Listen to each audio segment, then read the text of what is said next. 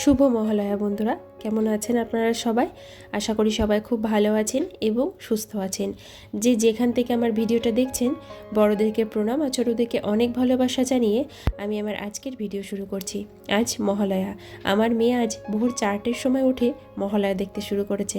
আর এখন বাজে 9টার সময় বাচ্চাদের একটা মহালয়া হয়, তো সেইটা দেখছে দুই ভাই বোনে বসে। আর আমার মেয়ে একটা ড্রয়িং করছে মা দুর্গার। আমরাও যখন ছোট ছিলাম তখন আমাদেরও এই মহালয়া দেখার খুব ধুমধাম ছিল। অনেক দিন আগে থেকেই ভাবতাম কবে মহালয়া আসবে আর ভোরবেলায় উঠে মহালয়া দেখতে যাব।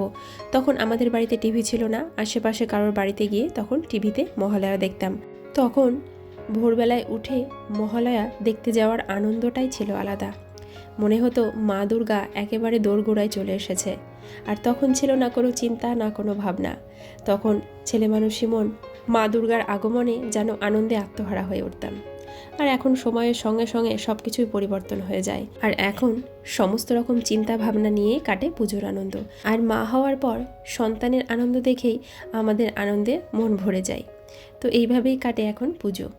তো সকালবেলায় আজ মহালয়ার দিন ভোরবেলায় উঠতে পারিনি, জানেন তো। সত্যি কথা বলতে কি, রাত্রিবেলায় অনেক রাত্রি হয়ে যায় সমস্ত কাজকর্ম সেরে শুতে শুতে, তাই আর ভোরবেলায় উঠে মহালয়া দেখতে পারিনি। তবে এখনও যে ভোরবেলায় রেডিওতে মহালয়া হয়, সেই মহালয়াটা শুনতে শুনতে ভোরবেলায় ঘুম ভেঙে যায়। আমাদের কাকু প্রত্যেক বছরই ভোরবেলায় রেডিওতে মহালয়া চালায়, তো সেই মহালয়াটা শুনেই ভোরবেলাতে ঘুমটা ভেঙেছে। আর বিছানায় শুয়ে শুয়ে সেই মহালয়াটাই শুনছিলাম। উঠে আর টিভিতে গিয়ে মহালয়াটা দেখা হয়নি। তারপর দেখুন সকালবেলায় উঠে শুরু হয়ে গেছে কাজকর্ম। ঘরগুলো মোটামুটি ক্লিন করা হয়ে গেছে, কিন্তু এই সবগুলো গোছানো হয়েছিল না, তাই এগুলো আবার গুছিয়ে রাখলাম। তো সব ঘর, এই ঘর ওই ঘর আমার মোটামুটি ক্লিন করে সমস্ত গুছিয়ে রাখা হলো। এরপর ঘরদোরগুলো একটু মুছে নিচ্ছি। তবে আজকে না সকাল থেকে উঠেই মনটা একটু খারাপ করছে, কারণ আমার ছেলেটার আজকে সকাল থেকে শরীরটা আরও খারাপ। সকালবেলায় ঘুম থেকে উঠেই ওকে খাওয়াতে গেলাম, খাওয়ানোর আগেই ও একদম বমি করে ফেললো। তো যতবারই ওকে খাওয়াতে যাচ্ছি ততবারই ও বমি করে ফেলছে। সকালের যে দুধটা, সেই দুধটা 2 থেকে 3বারই আমি খাওয়াতে গেলাম। তো যতবারই খাওয়াতে গেলাম ততবারই একই অবস্থা, তাই সকালের দুধটা পুরোটাই ফেলে দিয়েছি, খাইনি। এখন বাজে 10:30, আর এখন কি খাওয়াবো চিন্তা করতে করতে ভাবলাম একটু নুডলস করে দিই। কারণ যখন মেয়েকে আমি নুডলস বানিয়ে দিই তখন ও খাওয়ার জন্য ভীষণ বায়না করে, কিন্তু ওকে দিই না, কারণ মেয়েকে যখন বানিয়ে দিই তখন নুডলসের যে মশলাটা সেটা দিয়েই বানিয়ে দিই, আর ওটা খাওয়া একদমই ভালো না, তাই তখন দিই না। তো ভাবলাম নুডলসের মশলাটা বাদ দিয়ে যদি একটু অন্যরকমভাবে করে দেওয়া যায়, তাই ওইদিকে একটুখানা নুডলস সেদ্ধ করতে দিলাম। আর এদিকে আবার মেয়ের খাবারটা বানাচ্ছি। এদিকে মেয়েরও শরীরটা ভালো নেই, মেয়েরও বারবার পটে যাচ্ছে, পেটটা ভালো নেই, তাই ওকে একটু হালকা করে চিড়ে দিচ্ছি ভিজিয়ে। আর চিড়ের সঙ্গে 2টো কলা দিলাম, না হলে আমার মেয়ে আবার খাবে না। ও ভীষণ দুষ্টু, শুধু চিড়ে যদি একটু লবণ আর চিনি দিয়ে মাখিয়ে দিই তাহলে খাবে না, তাই একটু টেস্টটা বাড়ানোর জন্য একটু কলাটা দিলাম। আর এদিকে আবার ছেলের জন্য একটু পেঁয়াজ আর টমেটো কুচি করে নিচ্ছি। নুডলসটা সেদ্ধ হয়ে গেলে একটা ফ্রাইং প্যানে একটু তেল দিয়ে এগুলো একটু ভেজে নেব। ভেজে নিয়ে তারপর নুডলসটা দিয়ে হালকা করে একটু নেড়ে দেব, দিয়ে ওর মতো করে একটু বানিয়ে দেব। মশলাটা দেব না, কারণ মশলাটা খাওয়া ভালো না। তো দেখি এইভাবে একটু মুখরোচক করে যদি বানিয়ে দিলে খায়। বাচ্চারা না খেলে কি ভালো লাগে বলুন?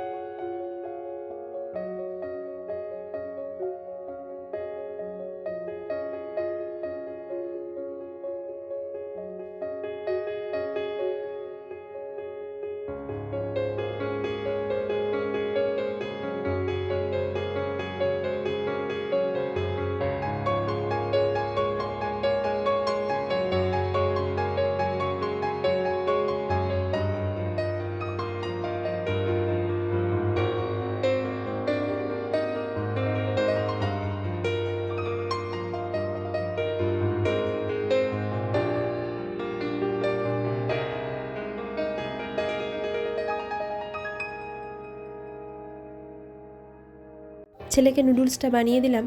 ওর কিন্তু মুখে ভালোই লাগছিল খেতে, একটু একটু করে মুখে দিয়ে খাচ্ছিল। কিন্তু দেখুন আবার ও পুরো খাবারটাই তুলে ফেললো। বাচ্চাদের এরকম শরীর খারাপ হলে কি ভালো লাগে বলুন। আজকে মহালয়ার দিন, মা দুর্গার আগমন, কিন্তু আমার ছেলে মেয়ে দুটোরই শরীর খারাপ, দুটোই অসুস্থ।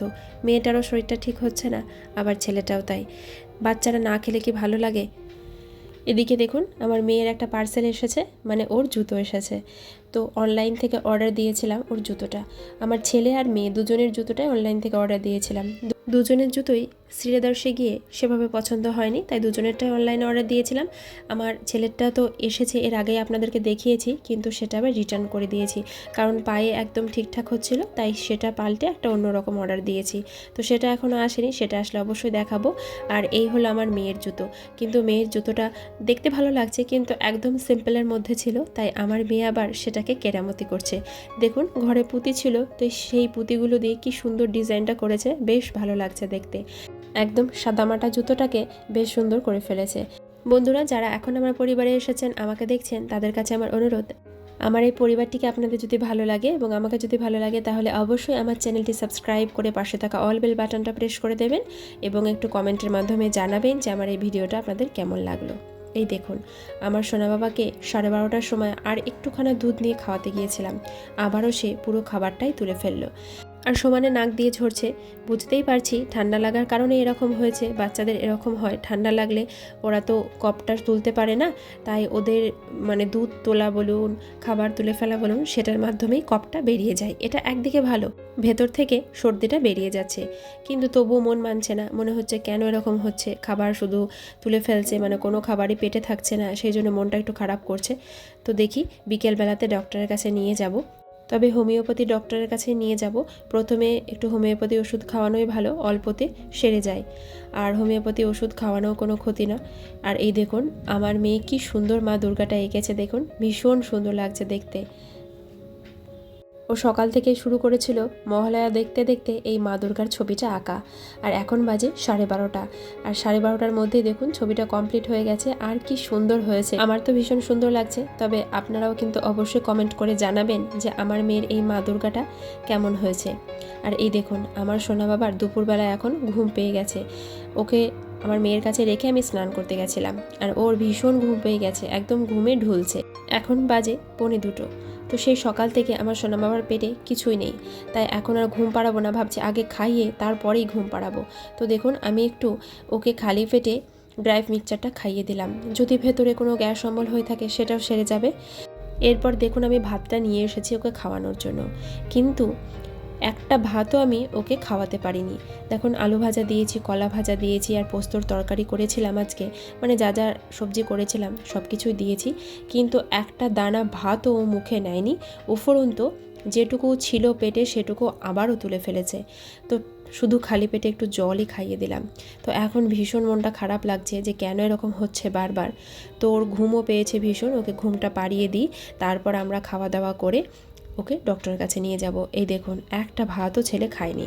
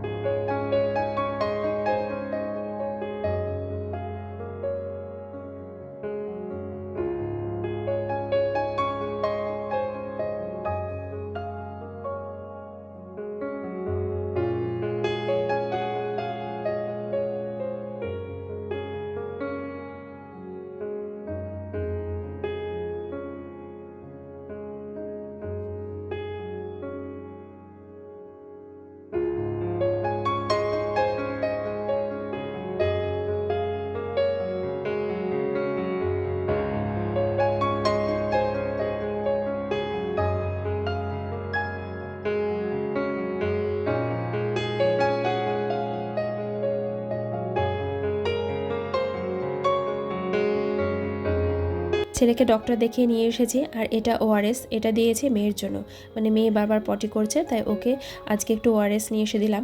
তো তো কাল থেকে ওকে শুধু নুন চিনি জল করে দিচ্ছিলাম আর খাওয়া দাওয়াটা ঠিকঠাকভাবে করাচ্ছিলাম। তো আজকে আবার একটু ওআরএস এনে দিলাম, ওটা 1 লিটার জলে গুলে দেবো। আর এইগুলো হচ্ছে ছেলের ওষুধ, একটা কফ সিরাপ আছে আর তার সঙ্গে আছে হোমিওপ্যাথি ওষুধ।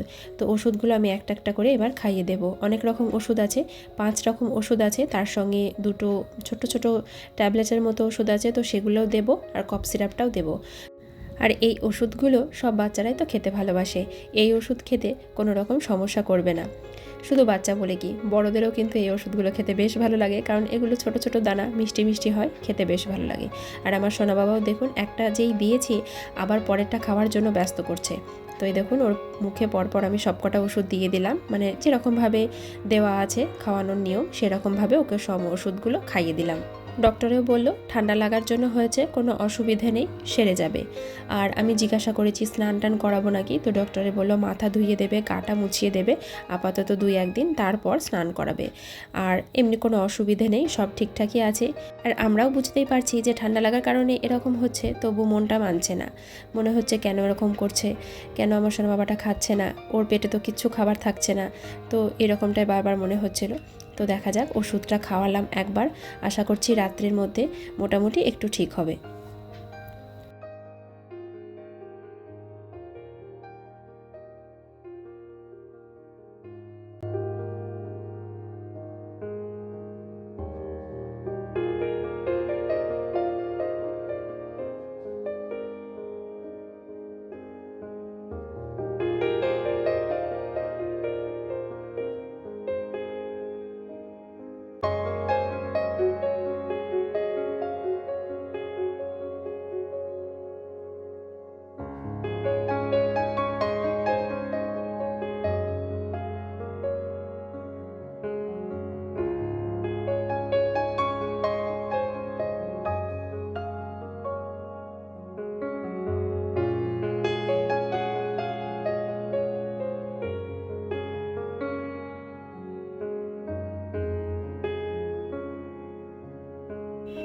এখন বাজে 10:30, আমার সোনা বাবা ঘুমিয়ে পড়েছে।